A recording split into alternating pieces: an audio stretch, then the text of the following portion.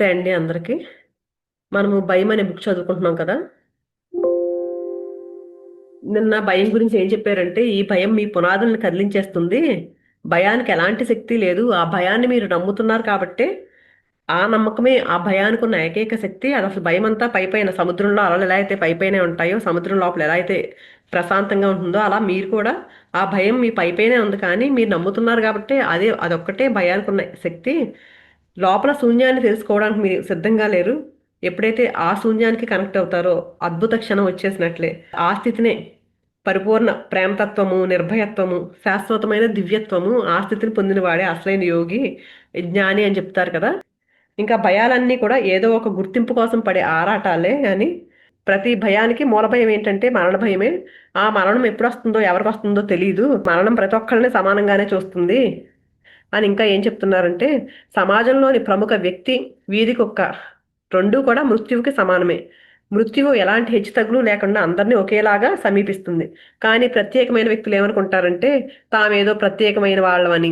మేము ప్రత్యేకం కదా, అందుకని ఈ అస్తిత్వం దయా కరుణ చూపిస్తుంది మాకు, స్పెషల్గా చూపిస్తుంది మాకు అని వాళ్ళు లోపలే వాళ్ళకి తెలియకుండానే ఒక ఆశ కోరిక ఉంటుందంట వాళ్ళకి. కానీ వారి భావన తప్పు మాత్రమే కాదు, మూర్ఖత్వం కూడా. ఎందుకంటే మరణానికి ఎలాంటి పక్షపాతాలు ఉండవు. గతాన్ని పరిశీలిస్తే అత్యంత శక్తివంతులైన అనేక లక్షల మంది రాజులు, రాణులు మృత్యువు ముందు ఒకే రీతిలో కాలగర్భంలో కలిసిపోయిన వారే అని తెలుస్తుంది. కాబట్టి మృత్యువు ముందు అందరూ పూర్తిగా శక్తిహీనులే అని చెప్తూ జైన పవిత్ర గ్రంథాల్లో ఉండే ఒక అందమైన కథ ఉందంట, అది చెప్తున్నారు. ఏంటంటే భారతదేశంలో ప్రపంచ విజేతం చక్రవర్తి అంటారు కదండి, అన్నింటినీ జయించిన వాళ్ళని. అయితే స్వర్గంలో అలాంటి చక్రవర్తులను ప్రత్యేకంగా గుర్తించటండి. ఆ స్వర్గంలో బంగారు పర్వతమైన సుమేరు పర్వతం ఉంటుందంట. ఆ సుమేరు పర్వతం మీద సంతకం చేసేందుకు పంపిస్తారు ఆ చక్రవర్తుల్ని అని ఒక నమ్మకం ఉందంటండి. ఆ సుమేరు పర్వతం ఎంత పెద్దదంటేనంట, హిమాలయ పర్వతాలు కూడా దాని ముందంట చిన్న బొమ్మల్లాంటివంట. ఈ విషయం తెలిసిన ఒక చక్రవర్తి అంట తానొక్కడే చక్రవర్తిని అనుకుంటూ ఆ సుమేరు పర్వతం మీద సంతకం చేసేందుకు తెగ ఉబలాట పడిపోతూ, అంటే దాని మీద నేను ఒక్కడే గొప్ప చక్రవర్తిని అని అంట చాలా ఉబలాట పడుతూ ఉండేవాడంట ఆ సుమేరు పర్వతం మీద సంతకం చేయడానికి. మరణించడానికి కూడా సిద్ధంగా ఉన్నాడంట. ఇంతలో అతనికి ఏమనుకున్నాడంట, తను కూడా తన వారెవరూ లేకుండా నేను ఒక్కడనే సంతకం, అంటే మనం ఏమైనా ఒక పని జరిగిందనుకోండి, మనకి ఏదో ఒక మంచి ఒక అవార్డు లాంటిది ఏమైనా ఇచ్చారనుకోండి, మనకు తెలిసిన వాళ్ళందరూ కూడా చూస్తే ఆనందంగా అనిపిస్తుంది కదా మనకి. ఎందుకంటే మన గొప్పతనం అందరికీ తెలియాలనుకుంటాం కదా. ఈ రాజు కూడా ఏమనుకున్నాడంట, ఎవరూ లేకుండా నేను ఒక్కడనే సంతకం చేసేస్తే ఏం బాగుంటుంది అని ఆలోచన వచ్చిందంట. వెంటనేనంట ఏం చెప్పాడంట, నేను చనిపోయిన వెంటనే తన పరివారాన్ని అంతటినీ కూడా ఆత్మహత్య చేసుకుని స్వర్గానికి రావాలని ఆజ్ఞాపించాడంట. చక్రవర్తి కదా. అయితే అప్పుడు మరణించి స్వర్గానికి వెళ్ళాడంటండి. చక్రవర్తి ఆజ్ఞానుసారం ఆయన పరివారం అంతా కూడా ఆత్మహత్య చేసుకుని చక్రవర్తి వెనకాలే స్వర్గానికి వెళ్ళారంట.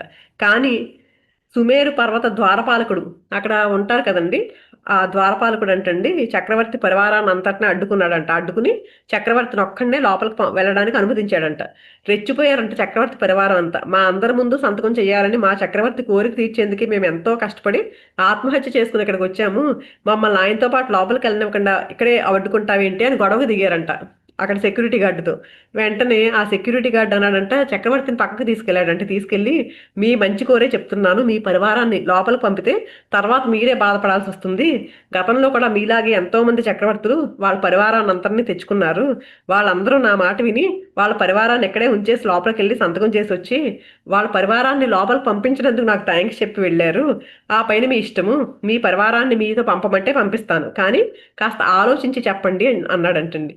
అంటే ఆయన ఆ ద్వారపాలకుడి మాటల్లో సత్యాన్ని గ్రహించాడంటే చక్రవర్తి. తన పరివారాన్ని ద్వారం దగ్గరే ఉండమని ఆజ్ఞాపించి తాను మాత్రమే లోపలికి వెళ్ళి అక్కడ అద్భుత సౌందర్యాన్ని చూసి ఆశ్చర్యపోయాడంటండి. ఎందుకంటే దారి మొత్తం ఎటు చూసినా ఎక్కడ చూసినా బంగారుమయమంటండి. అలా ఆ చక్రవర్తి సంతకం చేసేందుకు సుమేరు పర్వతాన్ని చేరుకున్నాడంటండి. అక్కడ మళ్ళీ ఆశ్చర్యపోయాడంట.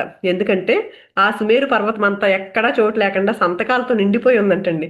అంత పెద్ద మహాపర్వతం మీద సంతకం చేసేందుకే అతనికి ఎక్కడా చోటు లేదంట. ఎక్కడ చోటు లేకపోయేసరికి నేను ఒక్కడనే చక్రవర్తిని అనుకుంటున్నాడు కదా, అతనికి మతిపోయిందంట. ఇంతలో అటుగా వచ్చిన ఆ పర్వతాన్ని సంరక్షణ చేసే వ్యక్తిని చూశాడంటండి. చూసి ఆ చక్రవర్తితో, ఎంత వెతికినా మీకు చోటు దొరకదు, కావాలంటే ఏదో ఒక సంతకాన్ని చెరిపేసి అక్కడ మీరు సంతకం చేసి వెళ్ళిపోండి అన్నాడంటండి. ఎందుకంటే వేరే మార్గం లేదు అని చెప్పాడంటే అతను.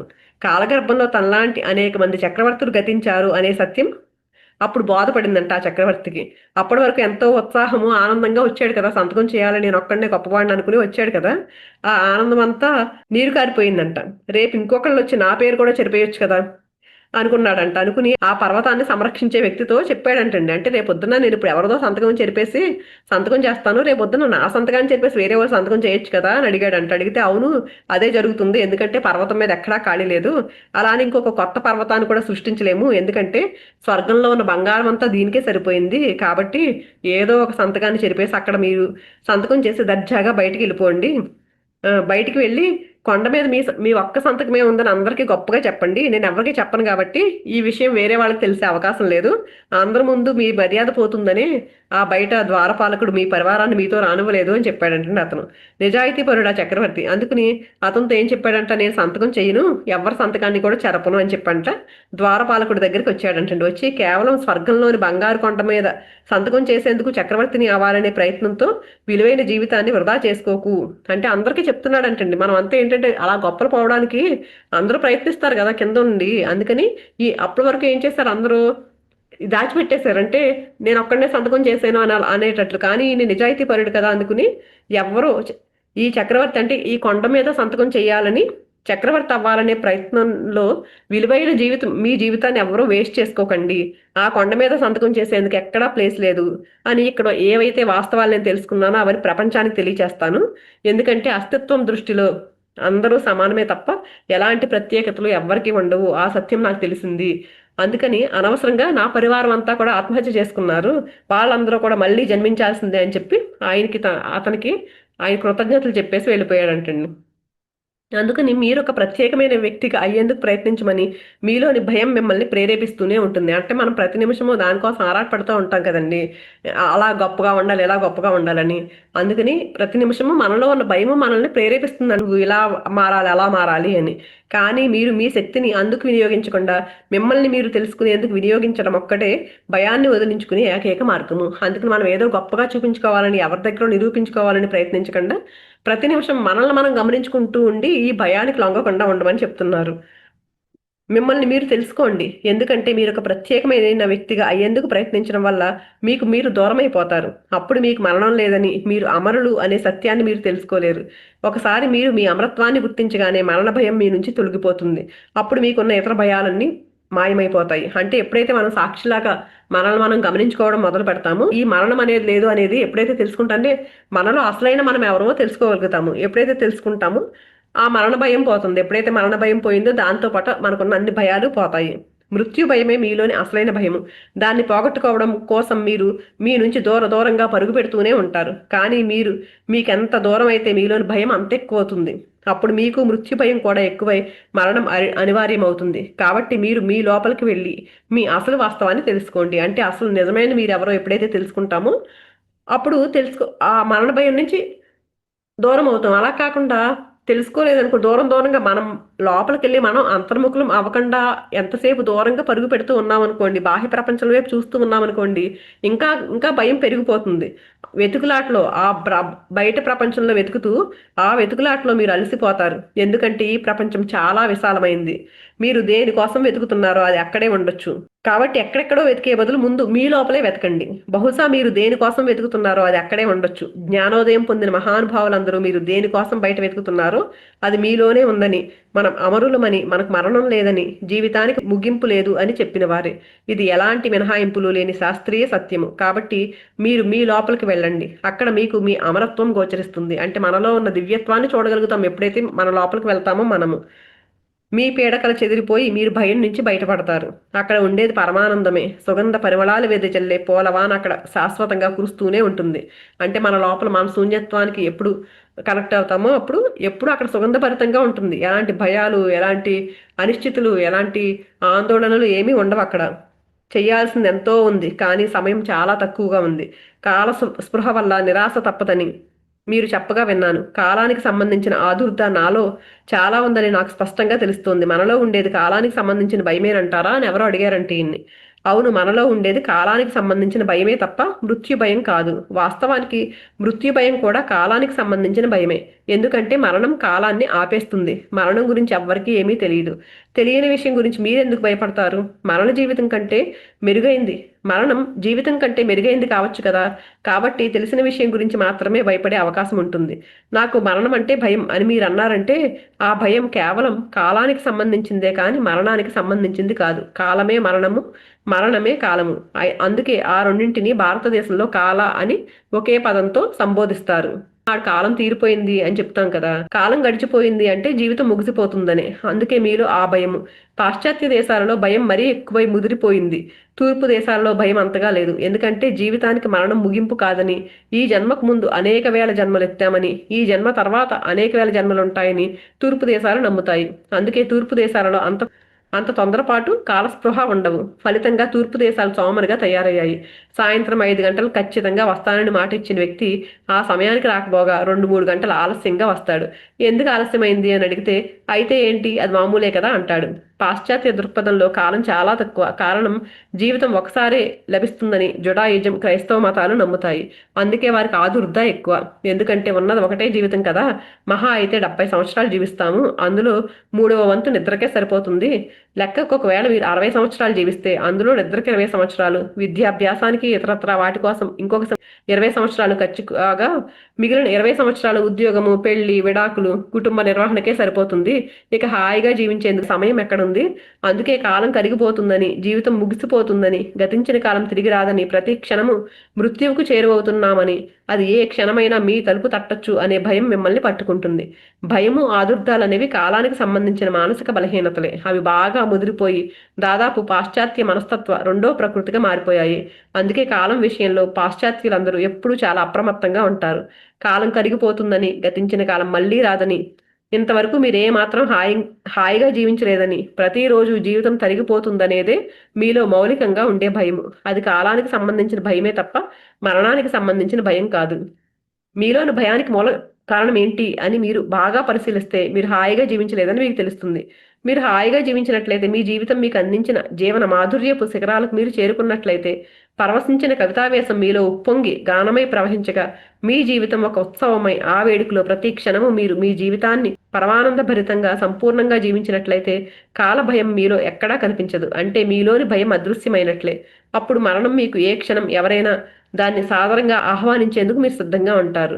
అంటే మనం ప్రతి క్షణము ఎంజాయ్ చేస్తూ ఉండాలండి. ఎప్పుడైతే ఆనందంగా ఎప్పుడు ఉండలేకపోతున్నామంటే భయం భయంగా ఉన్నప్పుడే ఆనందంగా ఉండలేము. రేపు ఏమైపోతుందో, నిన్నేమైంది, నిన్న అలా అయింది, ఇలా అయింది, ఏదో దానికి భయపడుతూ ఉన్నాం అనుకోండి, ఆనందంగా ఉండలేము. మనం మరణము ఏ క్షణం ఎదురైనా దాన్ని సాదరంగా ఆహ్వానించేందుకు సిద్ధంగా ఉంటారు. ఎందుకంటే మీరు జీవితాన్ని సంపూర్ణంగా అనుభవించి అదేంటో తెలుసుకున్నారు, కానీ మరణం గురించి మీరు ఏమీ తెలుసుకోలేదు. అందుకే అది మీకు ఎదురైనప్పుడు అదేంటో తెలుసుకోవాలనే కుతూహలంతో దాన్ని మీరు సాదరంగా ఆహ్వానిస్తారు.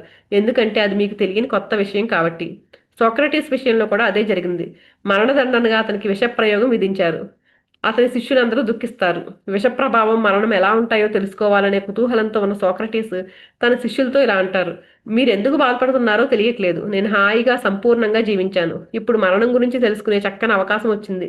దాని గురించి తెలుసుకోవాలని ఎప్పటి నుంచో నిరీక్షిస్తున్నాను. జీవితం ఒక అద్భుతమైన కొత్త విషయాన్ని తెలుసుకునే అవకాశం ఇచ్చింది అన్నాడు. మీకు భయం వేయట్లేదా అని ఒక అతను అడుగుతాడు. మరణం ఎలా ఉంటుందో తెలియనప్పుడు దాని గురించి నేనెందుకు భయపడాలి? ఉంటే జీవించి ఉంటాను, లేకపోతే మరణిస్తాను. జీవించి ఉంటే భయపడే అవసరమే లేదు. ఒకవేళ మరణిస్తే నేనే లేనప్పుడు ఇక భయంతో పనే ఉంటుంది అని చెప్తారు సోక్రటీస్. జీవితంలో మనకు అనేక సమస్యలు ఉంటాయి. అవే జీవితానికి సవాళ్లు. వాటిని ఎదుర్కొని పరిష్కరించినప్పుడు మీకు ఒక రకమైన చక్కని ఆనందం లభిస్తుంది. కాల భయమే మరణ భయము. మీ నిర్జీవ జీవితంలోని ప్రతి క్షణము కాల భయంతో నిండిపోయి ఉంటుంది. కాబట్టి మనం ఏం చెయ్యాలి? జీవితాన్ని సంపూర్ణంగా అనుభవిస్తూ జీవించాలి. అంతేకాని మీకు బోధించిన చెత్త విషయాల కోసము చక్కని జీవితాన్ని అనవసరంగా త్యాగం చేయడము మూర్ఖత్వమే అవుతుంది. మీ జీవితం మీది. దాన్ని మీరు చక్కగా సంపూర్ణంగా ఆస్వాదించండి. ఎవరి కోసమో, ఏ దేశం కోసమో, ఏ రాజకీయాల కోసమో, ఏ సిద్ధాంతాల కోసమో మీ జీవితాన్ని త్యాగం చేస్తూ అనవసర రాద్ధాంతం చేయకండి.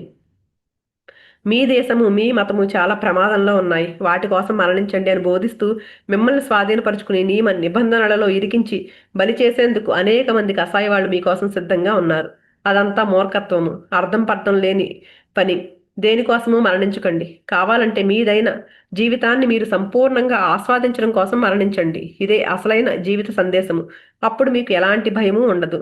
దేనికోసమో మరణించడం సాహసమైన పని అని ఎప్పుడూ భావించకండి. నిజానికి జీవితాన్ని సంపూర్ణంగా జీవించడమే సాహసమైన పని. అది తప్ప వేరే సాహసమైన పని ఏదీ లేదు. మరణించడం చాలా సులభమైన తేలికైన పని. నదిలో మునిగి, కొండపై నుంచి దూకి, ఉరి వేసుకుని ఇలా రకరకాలుగా చాలా సులభంగా చనిపోవచ్చు. అలాగే దేవుని కోసమో, దేశం కోసమో, చర్చి కోసమో, మతం కోసమో మీరు బలి కావచ్చు. మిమ్మల్ని అలా బలి చేసే వారందరూ హత్యలు చేసే కసాయి వాళ్లే. మీరు మీకోసమే ఇక్కడ ఉన్నారు తప్ప వేరే ఎవరి కోసమో కాదు. కాబట్టి మిమ్మల్ని మీరు త్యాగం చేసుకోకండి. పరిపూర్ణమైన స్వేచ్ఛలో ప్రతి క్షణము శాశ్వతమయ్యే రీతిలో జీవితాన్ని ఆస్వాదిస్తూ సంపూర్ణంగా జీవించండి. ఎప్పుడైతే అలా జీవిస్తామో ఆ జీవితంలోని ప్రతి క్షణము శాశ్వతమైనదిగా రూపాంతరం చెందుతుంది. అప్పుడే మీరు జీవితంలో పైకి ఎదుగుతారు. కాలానికి సంబంధించిన మార్గాలు రెండే ఉన్నాయి. ఒకటి సముద్రం అలల పైన ఎదరము, రెండవది సముద్ర గర్భం లోపలలోకి చొచ్చుకుపోవడము. మీరు కాల సముద్రం అలలపై ఈదుతున్నంత కాలము భయపడుతూనే ఉంటారు. ఎందుకంటే ఉపరితలం ఎప్పుడూ వాస్తవం కాదు. సముద్ర ఉపరితలం ఎప్పటికీ సముద్రం కాదు. అది కేవలం సముద్ర ఉపరితల సరిహద్దు పరిధి మాత్రమే. లోతుల్లోకి వెళ్ళి అట్టడుగుకు చేరండి. ఏ క్షణం మీరు సంపూర్ణంగా జీవిస్తారో ఆ క్షణం మీకు కాలమే తెలియదు.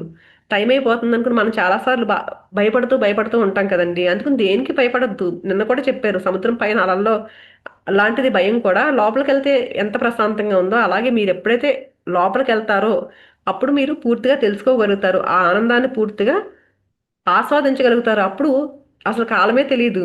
మీరు గాఢమైన ప్రేమలో ఉన్నప్పుడు కాలం మాయమవుతుంది. మీరు మీ ప్రియునితోనో, ప్రియురాలతోనో, స్నేహితునితోనో, లేకపోతే మీకు ఇష్టమైన వారితోనో ఉన్నప్పుడు కాలమే తెలియదు.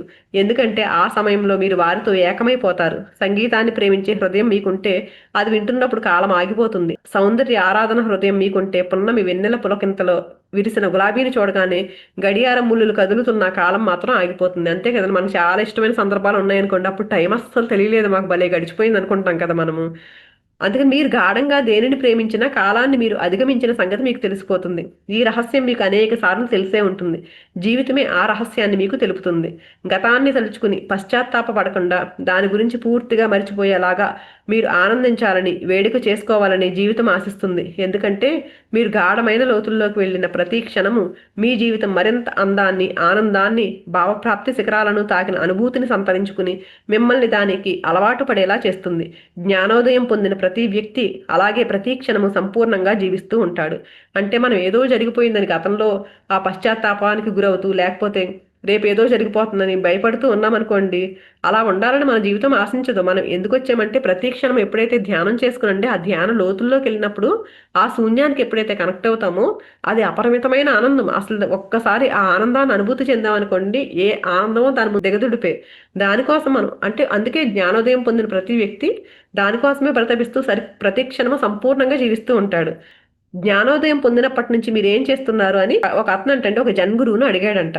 అడిగితే నాకు ఆకలి వేసినప్పుడు భోజనం చేస్తాను, నిద్ర వచ్చినప్పుడు హాయిగా పడుకుంటాను, ఎప్పుడు ఏ పని చేయాలనిపిస్తే ఆ పని చేస్తాను అన్నాడంట ఆ జన్గురువు. అయితే ఇక్కడ మీరు ఒక విషయాన్ని ముఖ్యంగా గుర్తుంచుకోవాలి. తనను తాను తెలుసుకున్న వ్యక్తి ఏ పని చేసినా ఆ పనిలో అతను లీనమై మాయమైపోతాడు. అంటే చేసే పని ఉంటుంది కానీ చేసేవాడు ఉండడు. కాలమే అసలు సమస్య. ఎందుకంటే మీరు సరిగ్గా జీవించట్లేదు, ఏదో లాంఛనప్రాయంగా జీవిస్తున్నారు. అలా జీవించడం మీ లక్షణం. కానీ మీరు ఒక పద్ధతి ప్రకారం సవ్యంగా జీవిస్తే మీకున్న కాల సమస్య, కాల భయాలన్నీ తొలగిపోతాయి. అయితే అందుకు మీరేం చేయాలి అంటే మీరు ఎప్పుడు ఏ పని చేసినా ఆ పనిలో పూర్తిగా నిమగ్నమై చేయండి. అది ఏ పనైనా, ఎంత చిన్న పనైనా కావచ్చు. అదే ధ్యానం అంటే కూడా అదేనండి. కళ్ళు మూసుకుని కూర్చుంటేనే ధ్యానం కాదు. ఏ పని చేస్తే ఆ పని మీద ధ్యాస పెట్టి ఇంక వేరే పనేమి లేదు, మర్చిపోయి ఆ పని మీదే ధ్యాసతో చేయాలి. ఉదాహరణకు స్నానం చేయాలనుకోండి, ఈ అస్తిత్వమే మీ పైన వానజల్లుగా కురుస్తున్నట్లు భావిస్తూ మీరు పూర్తిగా ఆ పనిలోనే నిమగ్నమై మీపై కురిసే ప్రతి నీటి బొట్టును అనుభవిస్తూ స్నానం చేయండి. ఏ పని చేసినా అలాగే ఆ పనిలో లీనమై చేయండి. నడవడము, కూర్చోవడము, ఇల్లు శుభ్రం చేయడము, బట్టలు ఉతకడము, వంట వండడము, ఇలా ఏ పని చేసినా ఆ పనిలో సంపూర్ణంగా లీనమై చేయండి. అప్పుడు ధ్యానం చేయాల్సిన అవసరమే ఉండదు. ఎందుకంటే ప్రతి పనిని సంపూర్ణంగా ఎలా చేయాలో తెలుసుకునే విధానమే ధ్యానం అంటే. ఒకసారి ఆ విధానాన్ని మీరు తెలుసుకుంటే మీ జీవితమే ధ్యానం అవుతుంది. అప్పుడు మీరు ఇతర ధ్యానాల గురించి మర్చిపోవచ్చు. జీవితాన్ని ఒక శాసనంగా ధ్యానంగా మలుచుకోండి. అప్పుడు కాలం అదృశ్యం అవుతుంది. ఎప్పుడైతే కాలం అదృశ్యం అవుతుందో అప్పుడు మరణం కూడా అదృశ్యం అవుతుంది. అప్పుడు మీకు మరణ భయమే ఉండదు. నిజానికి మీరే దానికోసం ఎదురు చూస్తారు. అప్పుడు అది మీలో ఉండేందుకు దానికి స్థానం ఎక్కడ? అది మీలో ఎలా ఉండగలుగుతుంది? అంటే ఆ భయం అనేది ఎందుకు ఉంటుంది అప్పుడు? కాబట్టి మరణం కోసం మీ నిరీక్షణ రోగలక్షణము కాదు, ఆత్మహత్య సదృశము కాదు. మీరు మీ జీవితాన్ని హాయిగా సంపూర్ణంగా జీవించారు కాబట్టి మరణం మీకు అన్నింటికంటే ముఖ్యమవుతుంది. ఎందుకంటే అదే మీ జీవితానికి పరాకాష్ట. జీవిత సాగరంలో చిన్న చిన్న అలల్లాంటి తినడము, పడుకోవడము, తాగడము, నడవడము, ప్రేమించడం వంటి వాటిని సంపూర్ణంగా అనుభవించారు. అలాగే ఉన్న ఫలంగా ఉప్పిన కెరటం లాంటి మరణం కూడా వస్తుంది. మీరు మరణిస్తారు. ఆ మరణాన్ని కూడా సంపూర్ణంగా అనుభవించేందుకు మీరు సిద్ధంగా ఉన్నట్లయితే మీ సంసిద్ధత మృత్యువుకే మృత్యువు అవుతుంది. మరణించేందుకు భయపడితే మృత్యువు మరింత శక్తివంతమై మిమ్మల్ని మరింత భయపడుతుంది. మరణాన్ని కూడా సంపూర్ణంగా అనుభవించేందుకు మీరు సిద్ధంగా ఉన్నట్లయితే మృత్యువు నిర్వీర్యమై మిమ్మల్ని ఏమాత్రం భయపెట్టలేదు. నిర్జీవ జీవితం మృత్యువుకు శక్తినిస్తుంది. సంపూర్ణ జీవితం మృత్యువును నిర్వీర్యం చేస్తుంది. చూడండి, చాలా మంది భయపడిపోతా ఉంటారు. బయటికి వెళ్ళామనుకోండి, అమ్మో ఏమైపోతుందో ఏంటో అని. ఎవరికో ఏదో జరిగింది సంఘటన, అది మనకు కూడా జరుగుతుందేమో అని భయపడుతూ ఉంటారు. నిజంగా మనకు అది జరగాలి అనుకుంటే మన కర్మ ప్రకారం కర్మ సిద్ధాంతం చూసుకున్నాం అనుకోండి, మనకు అక్కడ అలా జరగాలని ఉందనుకోండి, ఖచ్చితంగా జరిగి తీరుతుంది. దానికోసం మనం ఎంత ఆరాటపడినా అది ఆగదు. అలాంటప్పుడు మనం భయపడి ఏముంది, ఫలితం ఏముంది? శివుడాజ్ఞ లేనిదే చీమైనా కొట్టదని చెప్తారు కదండి. అంటే ఏది జరగాలన్నా ఆయన ఆజ్ఞ ఉంటే కంపల్సరీ జరుగుతుంది అది. ఆ జరుగుతుందని ముందే తెలుసుకున్నప్పుడు మనకి ఇంకా అసలు ఏ భయం మాత్రం ఎందుకండి? మనం ఆపలేము, మనం దేన్ని ఆపలేము. అసలు ప్రతి నిమిషం ఎంజాయ్ చేస్తూ ముందుకెళ్ళాలండి మన జీవితంలో. అవగాహనే కీలకము. భయాన్ని ఎలా లోబరుచుకోవాలి, లేకపోతే దాన్ని ఎలా నాశనం చేయాలి? అంటే భయాన్ని అర్థం చేసుకోగలం కానీ దాన్ని లోబరుచుకోలేము, పూర్తిగా నాశనం చేయలేము. కాబట్టి ఇక్కడ అవగాహనే కీలకము. దానికి సంబంధించిన జ్ఞానాన్ని తీసుకోవడమే ఇక్కడ ఇంపార్టెంట్. కేవలం అర్థం చేసుకోవడం ద్వారా మాత్రమే దానిలో ఏమైనా మార్పు తీసుకురావచ్చు, కానీ వేరే మార్గమే లేదు. ఒకవేళ మీరు దాన్ని లోబరుచుకుందామని ప్రయత్నిస్తే అది మీ లోపల మూలాలకు చేరుకుని అక్కడే అణిగిపి ఉంటుంది. దానివల్ల పరిస్థితి మరింత జటిలమవుతుందే తప్ప పెద్ద ప్రయోజనం ఏమీ ఉండదు. అంటే దాన్ని ఏంటో అర్థం చేసుకోవాలి. అసలు ఏంటి, ఎక్కడి నుంచి వచ్చింది ఈ భయము అని అర్థం చేసుకోవాలండి. అర్థం చేసుకోకుండా దాన్ని పట్టించుకోకుండా ఉన్నాం అనుకోండి, అది ఏమవుతుంది, మన లోపల ఎక్కడో దాక్కుని ఉంటుంది. ఆ సంస్కారాల రూపంలో ఉండిపోతుందంటండి మన లోపల ఆ భయము. అందుకని మనం అసలు దాని మూలం ఏంటో తెలుసుకుని, ఎందుకు వచ్చిందో తెలుసుకుని అప్పుడు దాన్ని కరిగించుకోవాలి, వదిలించుకోవాలి దాన్ని. ఆ భయానికి సంబంధించిన మూలంలోకి వెళ్ళి ఆ మూలంలో అర్థమవుతుంది నాకు ఎందుకు భయం ఉంది ఇక్కడ అనేసి, ఓహో ఇక్కడ దీనికి సంబంధించిన భయం ఉందా అని ఆ భయానికి సంబంధించిన జ్ఞానాన్ని ఎప్పుడైతే తెలుసుకుంటామోనండి దాని నుంచి బయటపడతాం. అలా కాకుండా ఆ భయాన్ని ఒక పక్కన అణగదొక్కేస్తాం అనుకోండి, అది లోపలే ఉండి ఇంకా ఇంకా పెరిగిపోతుంది. అంతే తప్ప ఇంకా ప్రయోజనం ఏమీ ఉండదు. భయం పైపైనే ఉంటుంది. దాన్ని మీరు మీ లోపలికి, అంటే దాని గురించి మీరు పూర్తిగా మరిచిపోయేంతగా, అది మీ ఎరుక నుంచి పూర్తిగా అదృశ్యమయ్యేంతగా అణిచివేస్తారు. అంటే ఆ భయాన్ని మనం గుర్తించలేదు అనుకోండి, మనం పట్టించుకున్నట్టున్నాం అనుకోండి, అప్పుడు ఏమవుతుంది, అది ఆ భయం మన సబ్ కాన్షియస్ మైండ్లోకి వెళ్ళిపోతుంది. వెళ్ళిపోయినప్పుడు ఏంటంటే మనం ఎరుక ఉండదు ఇంకా దానికి నేను భయపడుతున్నాను అనే విషయాన్ని కూడా మనం గుర్తించం. అప్పుడు ఇది నేను చూస్తే నేను భయపడుతున్నాను అనేది అలా అని చేసినప్పుడు అది మనల్ని ఎలాగోలాగా మనల్ని మోసగిస్తూనే ఉంటుందంటే ఎప్పుడోకప్పుడు మనకు కనిపిస్తూనే ఉంటుంది ప్రతిసారి. అలాగా మనం ఎప్పుడైతే దాన్ని లోపరుచుకోవడం అంటే అదే, అది మీ మూలల్లో దాగి ఉండి మీకే తెలియకుండా మిమ్మల్ని ఎలాగోలాగా పరోక్షంగా మోసగిస్తూనే ఉంటుంది. అంటే ప్రమాదం మీ మూలాల్లోకి చేరుకున్నట్లే. అప్పుడు మీరు మీలో దాగి ఉన్న భయాన్ని ఏమాత్రం అర్థం చేసుకోలేరు. కాబట్టి భయాన్ని లోపరుచుకునేందుకు, దాన్ని నాశనం చేసేందుకు ప్రయత్నించకూడదు. నిజానికి మీరు భయాన్ని ఏమాత్రము నాశనం చేయలేరు. ఎందుకంటే భయానికి కూడా మీ కోపానికి ఉన్నట్లే ఒక రకమైన శక్తి ఉంది. మీ కోపానికి ఉన్న శక్తిని మీరు ఎప్పుడైనా గమనించారా? కోపం వచ్చినప్పుడు చాలా పెద్ద బండరాయిని కూడా విసిరేయగలుగుతారు. మామూలు పరిస్థితుల్లో అలాంటి బండరాయిని కొంచెం కూడా కలపలేరు. అంటే కోపంలో మీ శక్తి 4-5 రెట్లు పెరుగుతుందన్నమాట. అలాగే మీరు భయపడ్డప్పుడు కూడా మీ భయానికి ఉన్న శక్తిని మీరు ఎప్పుడైనా గమనించారా? ఒక ఉదాహరణ తీసుకుంటే, ఒక పులి మిమ్మల్ని తరుముతున్నప్పుడు ప్రాణభయంతో మీరు చాలా వేగంగా పరిగెత్తుతారు. మీ పరుగు వేగం చూస్తే ఒలింపిక్ పరుగు పందెంలో పాల్గొనే వాడికి కూడా అసూయ పుడుతుంది. అంటే మీరు భయపడినప్పుడు కూడా మీలోని శక్తి 4-5 రెట్లు పెరుగుతుందన్నమాట. కాబట్టి మీ భయానికి కూడా శక్తి ఉన్నట్లే. కోపం ఉద్రేకపూరితంగా ఉంటుంది, భయానికి ఉద్రేకం ఉండదు. కానీ ఇవి రెండు ఒకే శక్తి యొక్క రెండు కోణాలు. ప్రతికూల స్థితిలోని కోపమే భయం, అనుకూల స్థితిలోని భయమే కోపం. భయం కూడా మీలో ఒక రకమైన శక్తిని సృష్టిస్తుంది కాబట్టి ఆ శక్తిని మరొక శక్తి నాశనం చేయలేదు. అసలు ఈ అస్తిత్వంలోని అతి స్వల్పమైన శక్తి కూడా ఏమాత్రము నాశనం కాదు అనే విషయాన్ని మీరు ఎప్పుడూ గుర్తుంచుకోవాలి. లేకపోతే మీరు ఏదో ఒక తప్పు చేస్తారు. మీరు ఒక చిన్న గులకరాయిని కూడా నాశనం చేయలేరు. అలాగే ఒక చిన్న ఇసుక రేణువును కూడా నాశనం చేయలేరు. అవి వాటి రూపాలను మార్చుకోగలవంతే. ఉదాహరణకి మీరు ఒక చిన్న నీటి బిందువును కూడా నాశనం చేయలేరు. కానీ ఆ నీటి బిందువును గడ్డ కట్టించగలరు, లేకపోతే ఆవిరి చేయగలరు. ఆ నీటి బిందువు ఈ అస్తిత్వంలో ఎక్కడో ఒక చోట ఉంటుందే కానీ ఈ అస్తిత్వం నుంచి బయటికి పోలేదు. అంటే శక్తి ఒక రూపం నుంచి ఇంకో రూపంలోకి మారుతుంది కానీ మనం చిన్నప్పుడు చదువుకున్నామండి. దాన్ని ఎవరు సృష్టించలేరు, నాశనం చేయలేరు. ఇప్పుడు నీరు ఉందనుకోండి, ఆ నీటిని ఐస్ కింద మార్చగలుగుతాం మనం. అలాగే దాన్ని వేడి చేసామనుకోండి ఆవిరి కింద మారిపోతుంది. అంతేగాని అది నాశనం అయిపోవట్లేదు. అలా ప్రతిదీ అంతేనండి. శక్తి ఒక రూపం నుంచి ఇంకో రూపంలోకి మారుతుంది అంతే. అంతేకాని ఈ అస్తిత్వం నుంచి బయటికి పోలేదు. అలాగే భయాన్ని కూడా మీరు నాశనం చేయలేరు. ప్రపంచవ్యాప్తంగా భయాన్ని, కోపాన్ని, లైంగికతను, దురాశను ఇలా ఎన్నింటినో నాశనం చేసేందుకు ప్రజలు యుగ యుగాలుగా ప్రయత్నిస్తూనే ఉన్నారు. కానీ ఫలితం ఏంటి? ఏదీ నాశనం కాలేసరి కదా, అన్నీ అలాగే ఉన్నాయి. కానీ ప్రతిదీ అస్తవ్యస్తమైంది. అందుకే మనిషి చాలా గందరగోళంగా తయారయ్యాడు. దేనిని నాశనం చేయలేమని తెలిసిపోయింది కాబట్టి ఆ ప్రయత్నం మానుకోవడమే మంచిది. అయితే మరి ఇప్పుడేం చేయాలి? భయం అంటే ఏంటి? అది ఎలా పుడుతుంది? అది ఎక్కడి నుంచి వస్తుంది? దాని సందేశం ఏంటి అనే వాటిని మీరు అర్థం చేసుకోవాలి. భయాన్ని ఎలాంటి విచక్షణకు గురి కాకుండా గమనించినప్పుడే అది మీకు అర్థమవుతుంది. భయపడడం తప్పు, ఏమాత్రమూ భయపడకూడదు అనే భావన మీ మనసులో ముందుగానే ఉన్నట్లయితే మీరు భయాన్ని గమనించలేరు. అప్పుడు మీరు భయాన్ని ఎలా ఎదుర్కోగలుగుతారు? అంటే మనలో భయం ఉందని గమనించినప్పుడే కదండి దాన్ని ఏదో ఒకటి చేయగలుగుతాం మనము. అసలు గమనించలేదనుకోండి, అసలు ఎలా ఎదుర్కోగలుగుతాము? భయం మీ శత్రువు అని మీరు ముందుగా నిర్ణయించుకున్నట్లయితే మీరు దాని కళ్ళల్లోకి ఎలా చూడగలుగుతారు? ఎవరూ శత్రువు కళ్ళలోకి నేరుగా చూడలేరు కదా. ఒకవేళ భయపడడం తప్పు అనే భావన మీలో ఉన్నట్లయితే అప్పుడు మీరు భయాన్ని ఏమాత్రం పట్టించుకోకుండా దానికి ఎదురు పడకుండా తప్పించుకుని తిరిగేందుకు ప్రయత్నిస్తారు. కానీ దానివల్ల పెద్ద ప్రయోజనం ఏమీ ఉండదు. ఎందుకంటే మీరు ఎంత తప్పించుకు తిరిగినా మీలోని భయం మీలోనే ఉంటుంది. కాబట్టి భయానికి సంబంధించిన అన్ని ఖండనలను, తీర్మానాలను, అంచనాలను విడిచిపెట్టేయాలి. ఎందుకంటే భయం వాస్తవం. దాన్ని ఎదుర్కొని అర్థం చేసుకోవాలి.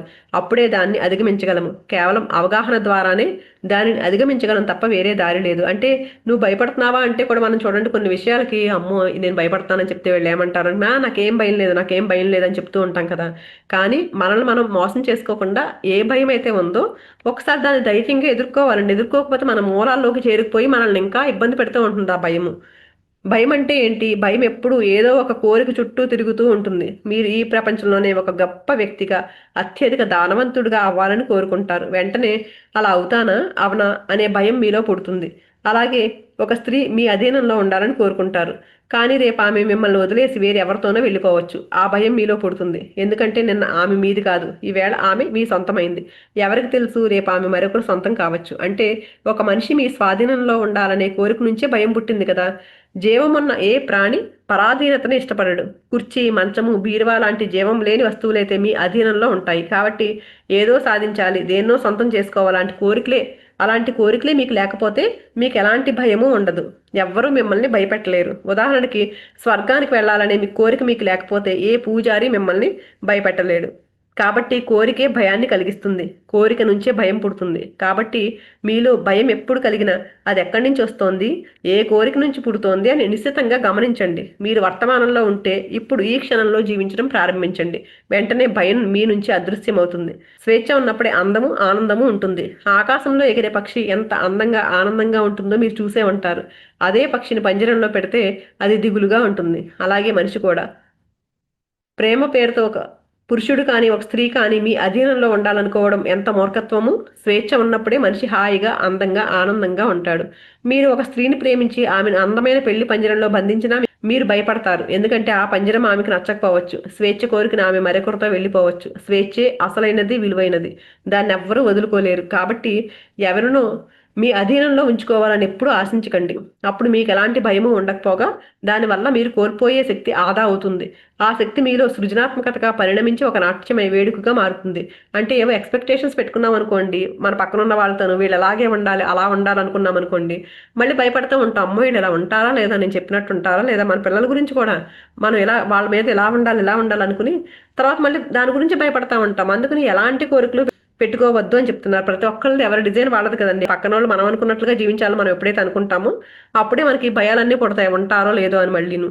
అందుకని మీరు మరణించేందుకు భయపడతారు కానీ మీరు మరణించలేరు. ఎందుకంటే మీరు కానప్పుడు మీరు ఎలా మరణించగలరు? మీరు మీ ఉనికి లోతుల్లోకి వెళ్ళి గమనించండి. అక్కడ మీరు ఉండరు, మీ అహము ఉండదు. మరి మరణించేదెవరు? అవకాశమే లేదు కదా. కాబట్టి మీలోని అహమే మీలో మరణ భయాన్ని సృష్టిస్తోంది. అహమే లేకపోతే మరణము ఉండదు. నేను నాది అనే అహం లేని మీరు మరణం లేని వారై పరమ నిశ్శబ్దమైన ఎల్లలు లేని వినీల ఆకాశమవుతారు. అప్పుడు మీకు ఎలాంటి భయము ఉండదు. ఇతర విషయాల వల్లే భయం పుడుతోంది అని సత్యం తెలిసింది కాబట్టి వాటిని నిశ్చితంగా పరిశీలిస్తే అన్నీ వాటంతట అవే చక్కబడతాయి. కాబట్టి దయచేసి భయాన్ని ఎలా లోపరుచుకోవాలని కానీ దాన్ని పూర్తిగా ఎలా నాశనం చేయాలి అని అడగకండి. ఎందుకంటే భయాన్ని అర్థం చేసుకోగలం కానీ దాన్ని లోపరుచుకోలేము, నాశనం చేయలేము. కాబట్టి అవగాహనే ఇక్కడ కీలకము. కేవలం అర్థం చేసుకోవడం ద్వారా మాత్రమే దానిలో ఏదైనా మార్పు తీసుకురావచ్చు, కానీ వేరే మార్గమే లేదు. కాబట్టి అవగాహనను మీకు ఏకైక నియమంగా పెట్టుకోండి. దైవిక పరమైన అభద్రత. బాహ్య రక్షణకు సంబంధించిన ఎలాంటి ఆలోచననైనా మూర్ఖత్వము, అవాస్తవమే అని నాకు తెలుసు. కానీ మనం ఆరాటపడే అంతర్గత రక్షణ అనేది లేదంటారా?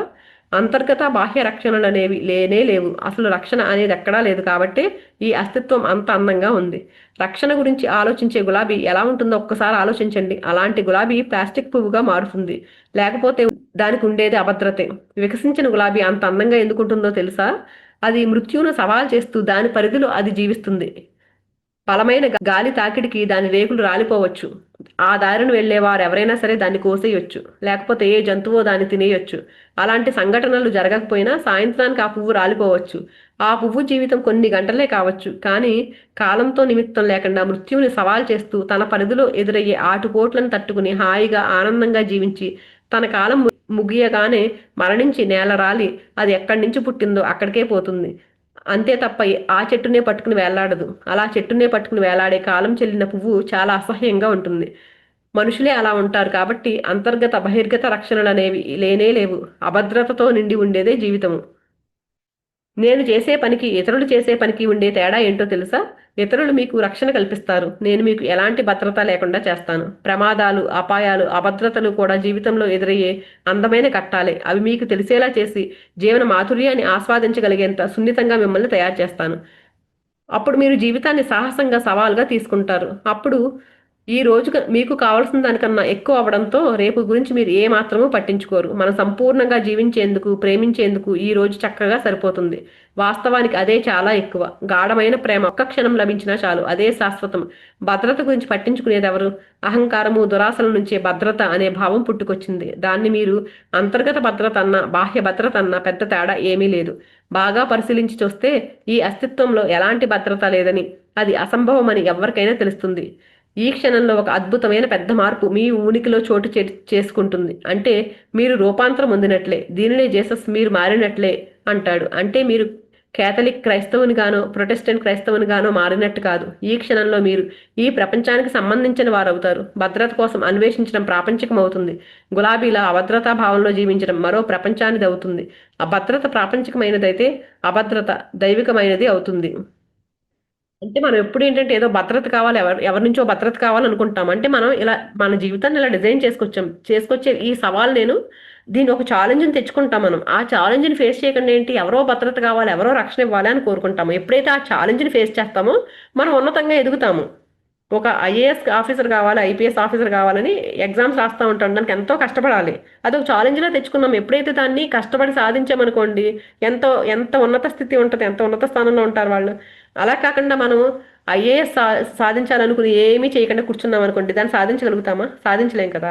అలాగే మనం కూడా ఏంటంటే ఎవరో భద్రత కావాలి అనుకున్నది ప్రాపంచికం అంటండి. అలాగా భద్రత కోరుకోకుండా ఎవరైతే గులాబీ అయితే ఎలా అయితే ఉందో అది ఎలా ఉంటుందో వాడిపోతుందో తెలియదు. అయినా సరే ఎంత అందంగా కనిపిస్తుంది మనకి. దాని చుట్టూ ముళ్ళే ఉన్నాయి. గులాబీ చెట్టు దాన్ని పట్టుకుంటే ముళ్ళు, దాని చుట్టూ కూడా ఎంత అందంగా ఉందో చూడండి. అలాగే మన చుట్టూ కూడా పరిస్థితులు ఎంత కఠినంగా ఉన్నా సరే, మన చుట్టూ ఉన్న వ్యక్తులు, పరిస్థితులు ఎంత కఠినంగా ఉన్నా సరే, మనం ఎలా ఉంటామో అలా గులాబీలాగా అందంగా ఉన్న ఎంత చాలా చిన్న జీవితం దాంది. ఆ చిన్న జీవితంలో ఎంత హ్యాపీగా ఉంది అది. నన్ను ఎవరో తినేస్తారేమో, లేకపోతే నేను వాడిపోతానేమో, నన్ను ఎవరు కోసేస్తారేమో, ఏమీ ఆలోచన లేదు. ప్రశాంతంగా ఉంది, ఉన్నప్పుడు హ్యాపీగా ఉంది. అప్పుడు అందంగా ఉంది, అది వాడిపోతుంది. అలా కాకుండా కొన్ని గులాబీలు అది కూడా చెప్పారు కదా, అలా పట్టుకుని ఉంటాయి చెట్టుకి, వాడిపోయి కూడా. అవి ఎంత అందవిహీనంగా ఉంటాయి కదండి అవి. మన జీవితం ఆస్వాదంతో ఉండాలి. అలాగా ఆస్వాదించినప్పుడే ఆ ఆ పువ్వు ఎంత అందంగా ఉంది, ఎంత హ్యాపీగా మనందరికీ కూడా ఆనందాన్ని పంచుతుంది. మనం కూడా ఎప్పుడైతే అలాగా సవాళ్ళన్నింటినీ ఉంటే, మన చుట్టూ అన్ని సవాళ్ళు ఉంటాయి, వాటి అన్నింటినీ ఎప్పుడైతే ఛేదిస్తామో ఉన్నతంగా ఎదుగుతామండి. మన ఎదుగుదల కోసమే మనం తెచ్చుకున్నాం ఆ సవాళ్ళని, ఆ ఛాలెంజెస్ని. అందుకని ఎలాంటి భయము లేకుండా, ఎవరి రక్షణ కోరుకోకుండా ఆ దైవత్వం లాగా మన జీవితాన్ని ఆస్వాదించాలి. తర్వాత చాప్టర్ అండి, మృత్యు భయం మూలాలు అన్వేషించండి. మృత్యు భయం మూలాలు అన్వేషించండి.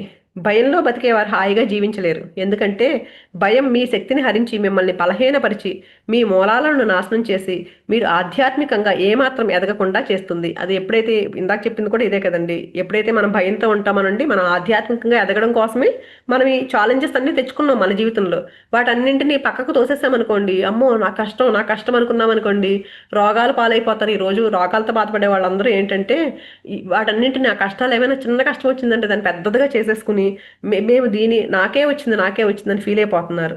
అందుకని మీ మూలాలని నాశనం చేసి మీరు ఆధ్యాత్మికంగా అసలు ఎదగకుండా చేస్తుంది. ఎప్పుడైతే వాటన్నింటినీ ఛాలెంజెస్ లా తీసుకుని ఎప్పుడైతే ఫేస్ చేయడానికి సిద్ధంగా ఉంటామో అప్పుడు మాత్రమే ఎదగగలుగుతాము. అందుకే భయంలో బతికే వారి జీవితాలు ఏమాత్రము బాగుపడవు. మీరు మీ జన్మను సార్థకం చేసుకోవాలంటే దానికి ఎంతో ధైర్యం కావాలి. ధైర్యమే అసలైన ధార్మిక గుణము. మనం వచ్చామంటే భూమి మీదకి ఏదో సాధించి పైకి వెళ్ళాలి. ఏదో వచ్చాము, బతికేస్తున్నాము, అందరిలాగా ఏదో తింటున్నాము, పడుకుంటున్నాం కాదు. మనం కూడా సార్థకం చేసుకోవాలి ఈ జన్మని. ప్రతి దాన్ని మనం జీవితంలో మనకి ఏది ఎదురైందో ప్రతి దాన్ని హ్యాపీగా దాన్ని ఫేస్ చేస్తూ ముందుకెళ్ళాలి. పూర్తిగా భయంతో నిండిన వారెవరైనా తమకు తెలిసిన విషయ పరిధిలోనే సుఖంగా సురక్షితంగా ఉంటారు తప్పితే దాన్ని దాటి ముందుకు వెళ్ళలేరు. ఎందుకంటే పూర్తిగా తెలిసిన విషయ పరిధిలో ఎలా వ్యవహరించాలో వారికి క్షుణ్ణంగా తెలుసు కాబట్టి దాని గురించి పెద్దగా పట్టించుకోకుండా వ్యవహారం నడిపేస్తారు. తెలిసిన విషయంలో ఉండే సౌకర్యం అదే, కానీ తెలిసిన విషయం పరిధిని దాటి ఒక్క అడుగు ముందుకు వేయగానే మీలో భయం మొదలవుతుంది. అంటే మనం రోజువారీ చేసే ప్రతి పని ఉందనుకోండి, హ్యాపీగా చేసుకెళ్ళిపోతారు. ఏదైనా ఒక కొత్త పని, కొత్త ఛాలెంజ్ ఇచ్చారనుకోండి, చేయలేరు. అమ్మో అని భయం మొదలైపోతుంది, నేను చేయగలనా, నేను చేయలేను అని. ఎందుకంటే తెలియని విషయంలోకి మీరు అడుగు పెట్టారు. ఏది చెయ్యాలి, ఎలా చెయ్యాలి, ఏది చెయ్యకూడదు అనే విషయాలు మీకు ఏ మాత్రమూ తెలియవు. అందువల్ల ఎక్కడ తప్పు జరుగుతుందో అనే భయము మిమ్మల్ని వెంటాడుతూ ఉంటుంది. దాంతో మీపై మీకు ఉన్న నమ్మకం పోయి తప్పటడుగు వేసి తప్పు చేస్తారు. కాబట్టి భయమే అందరికీ తెలిసిన విషయ పరిధిలోనే ఉంచుతూ తెలియని వాటిని తెలుసుకోకుండా చేస్తుంది. అలాంటి వారందరూ జీవచ్చవారే. ఇప్పుడు చూడండి, ఒక కొత్త పని చేయాలనుకోండి, మనం అసలు దాని గురించి ఆలోచించము. నేను అసలు చేయగలనో లేదో, తప్పు చేసేస్తానేమో అనే భయంతో ఏం చేస్తాము, అసలు అది చేయకుండా పక్కకి వెళ్ళిపోవడానికి ట్రై చేస్తాము. అప్పుడు ఏంటి, ఎదగడం, ఇంకేం ఎదుగుతాము? మనం నిజంగా కొత్త పని తీసుకుని దాన్ని చేసినప్పుడే కదండి ఇంకో దాన్ని చేయగలుగుతాము. అలా కాకుండా అమ్మో నేను చేయలేనని పక్కకి వెళ్ళిపోయామనుకోండి, వాళ్ళంతా ఏంటి, అలాంటి వాళ్ళందరూ జీవచ్ఛవాళ్ళే అని చెప్తున్నారు.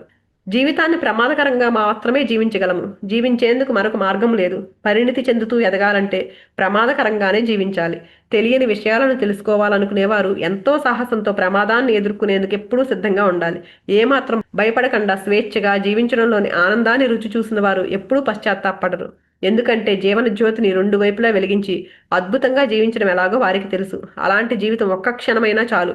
శాశ్వతమైన సగటు జీవితం కంటే అది ఎంతో సంతృప్తినిస్తుంది.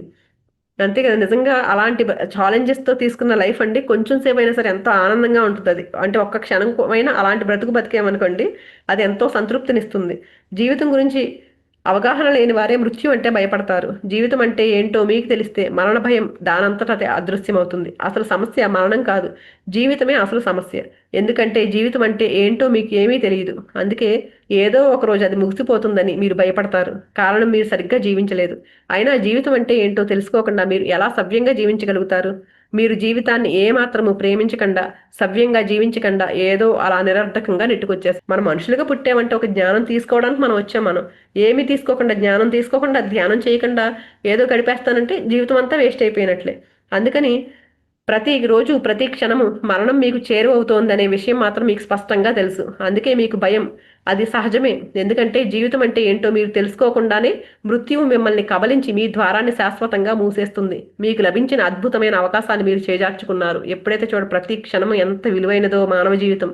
ఈ ప్రతి క్షణాన్ని మనం సద్వినియోగపరుచుకోవాలి. ఈ జ్ఞానంతో ఉంటూ ఆ జ్ఞానాన్ని అన్వయించుకుంటూ మన జీవితంలో వస్తూనే ఉంటాయి. భయాలు వస్తాయి, కష్టాలు, బాధలు, ఆందోళనలు అన్నీ ఉంటాయి. వాటన్నింటినీ ధైర్యంగా ఎప్పుడైతే వేస్ట్ చేయగలుగుతామో అప్పుడు మన జీవితం ధన్యమవుతుంది. అలా కాకుండా ఏమీ చేయకుండా వెళ్ళిపోయామనుకోండి, వేస్ట్ అయిపోయింది. పైకి వెళ్ళిన తర్వాత అయ్యో ఏంటి జీవితం ఎలా గడిపేశాను నేను, ఆ అద్భుతమైన అవకాశాన్ని చేజార్చుకున్నానని పైకి వెళ్ళిన తర్వాత బాధపడతామండి. మళ్ళీ జన్మ రావాలంటే ఎంతో కష్టపడితే ఎన్నో వేల సంవత్సరాలు వెయిట్ చేయాలంటే ఒక్కొక్కసారి మళ్ళీ జన్మ తీసుకోవడానికి. అందుకని ప్రతి నిమిషము ఎప్పుడు మృత్యు వస్తుందో ఎవరికీ తెలియదు, రేపే రావచ్చు. అందుకని ఈ రోజు, ఈ క్షణాన్ని, ప్రతి క్షణాన్ని వేస్ట్కి చేయకుండా, పనికిరాని కబుర్లతోనో లేకపోతే పనికిరాని విషయాలతోనో వేస్ట్ చేయకుండా ప్రతి నిమిషాన్ని అమూల్యమైనదని దాన్ని ఉపయోగించుకోవాలండి మనం. రేపు నేను బతికే ఉంటాను అనుకుంటూ మీరు ఈ జీవితాన్ని రేపటికి వాయిదా వేస్తారు. అలా మీరు ప్రతిదీ రేపటి కోసం వాయిదా వేస్తూనే ఉంటారు. చూడండి, ధ్యానం చేయమని చెప్తామా, చేస్తాలే రేపొద్దున నా పిల్లలు ఉన్నారు కదా, ఈ రోజు ఈ స్కూల్ ఇది అయిపోవాలి, పిల్లల బాధ్యత తీరిపోవాలి, లేకపోతే పిల్లలు బాధ్యత చదువులు అయిపోయినాయి, రేపొద్దున పెళ్ళి అయిపోవాలి, రేపొద్దున పిల్లలు కొట్టాలి, నా మనవలు అయిపోవాలి. అప్పుడు శరీరం సహకరించదండి. ఈ రోజు శరీరం సహకరించిన రోజే మనం ఎప్పుడైతే అనుకుంటామో ఖచ్చితంగా మనం చేయగలుగుతాం, ఏదైనా చేయగలుగుతాము. అందుకని ప్రతిదీ వాయిదా వేసామనుకోండి, వేస్ట్ చేసుకోవడమే. కానీ రేపు జరిగేది ఏంటో ఎవరికి తెలుసు? రేపు మీకు మృత్యువు రావచ్చు. అప్పుడు మీకు రేపు అనేదే ఉండదు. అప్పుడు ఏమవుతుంది? మీలో భయం మొదలవుతుంది. పైగా ఇప్పుడు ఈ క్షణం ఎలా జీవించాలో కూడా మీకు తెలియదు. ఎందుకంటే దాని గురించి కూడా మీకు ఎవ్వరూ ఏమీ చెప్పలేదు. మీ ఉపదేశకులు, తల్లిదండ్రులు, రాజకీయ నాయకులు రేపటి గురించే మీకు బోధిస్తారు. యుక్త వయసు వచ్చినప్పుడే జీవితం అంటే ఏంటో మీకు తెలుస్తుంది అని మీకు మీ బాల్యంలో బోధిస్తారు. మీకు యుక్త వయసు రాగానే మీరంతా కుర్రవెతలు, యుక్త వయసు మహా చెడ్డది, వార్ధక్యం వచ్చినప్పుడే జీవితం అంటే ఏంటో మీకు తెలుస్తుంది అంటారు మీ పెద్దలు. మీకు వార్ధక్యం రాగానే మీకు ముసలితనం వచ్చేసింది, ఇంక మీరేం చేయగలరు, మీ పని అయిపోయింది అంటారు. ఇదొక వింత ప్రపంచము. నా చిన్నతనంలో మా ఇంటికి వచ్చిన పెద్దవారందరినీ అనేక ప్రశ్నలు అడిగేవాడిని. ఓషో గారు చెప్తున్నారండి. వారు నా ప్రశ్నలకు సమాధానాలు చెప్పలేక సతమతమయ్యేవారు. నేను అడిగే ప్రశ్నలు అలా ఉండేవి. మా ఊర్లో మా నాన్నగారి మిత్రులైన ఒక ఋషి ఉండేవాడు. ఆయన చూసేందుకు మా నాన్నగారితో పాటు నేను వెళ్ళి నా ప్రశ్నలతో ఆయన బాగా వేధించేవాడిని. నీ ప్రశ్నలు చాలా జటిలంగా ఉన్నాయి. ఇప్పుడు నువ్వు చాలా చిన్నవాడివి. నువ్వు పెద్దవాడు అయినప్పుడు అన్ని విషయాలు నీకు చక్కగా అర్థమవుతాయి. అప్పుడు నీ ప్రశ్నలకు సమాధానాలు చెప్తాను ఆయన చెప్పేవారు. ఒకసారి ఆయనతో 5 సంవత్సరాలుగా మీరు ఇదే మాట చెప్తున్నారు. ఎంత వయసు వస్తే నేను పెద్దవాడిని అయినట్లో, ఏ వయసులో నా ప్రశ్నలకు మీ సమాధానాలు అర్థమవుతాయో కాగితం మీద రాసివ్వండి. కావాలంటే మీకు మరొక సంవత్సరం సమయం అదనంగా ఇస్తాను. అంతవరకు మిమ్మల్ని ఏది అడగను అని చెప్పారంట ఈయన. 21 సంవత్సరాలని ఆయన కాగితం మీద రాసిచ్చారంటండి. అలా రాస్తున్నప్పుడు ఆయన చెయ్యి వణికిందంట. ఈయన గమనించారంట. సరే, నాకు 22 ఏళ్ళు రాగానే మీ దగ్గరికి వస్తాను, అంతవరకు మిమ్మల్ని ఏది అడగను అన్నారంట ఆయనతో.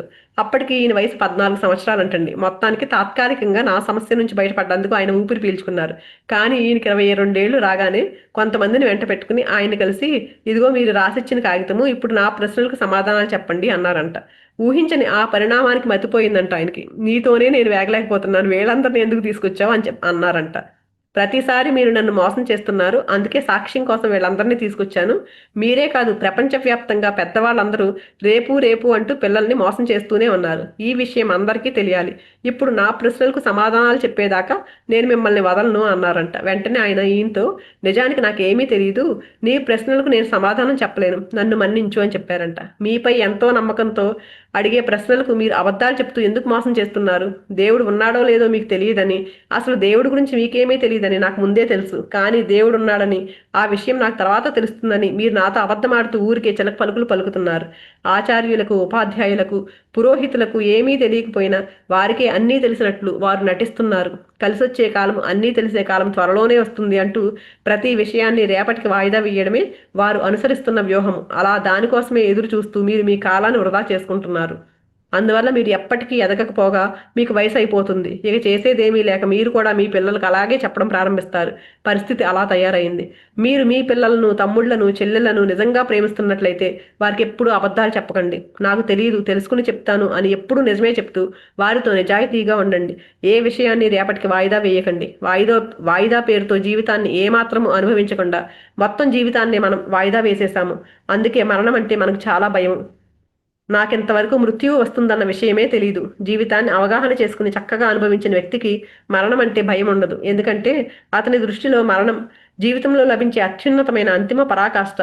అందుకే అతను మృత్యువు రాగానే దానికి ఘనస్వాగతం పలికి ఒక అతిథిగా దాన్ని ఆహ్వానించి కౌగలించుకుంటాడు. అంటే ఎవరైతే జీవితాన్ని పూర్తిగా ఆస్వాదిస్తూ ఉంటారో నుండి వాళ్ళు దాన్ని కూడా ఎంజాయ్ చేస్తారు.